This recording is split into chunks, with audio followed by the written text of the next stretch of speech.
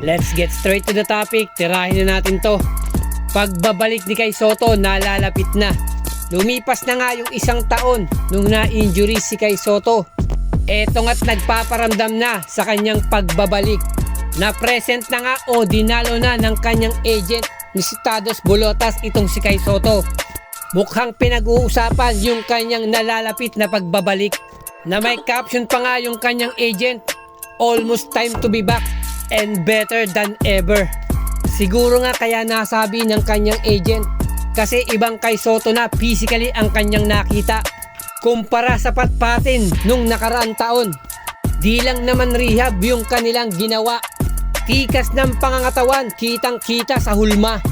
Upang sa kanyang pagsalang sa hardcourt, pader na ang gigibain nila. Bago nga matapos tong buwan ng Enero, Kai Sotto atin ang masisilayan. Hindi man 100% pupukpok, pero siguradong presensya'y naroon upang kayo'y magdalawang isip kung susugal ba kayo dahil isang Kai Sotto ang inyong sasagasaan. Siguradong hindi lang naman physical hinanda si Kai Sotto.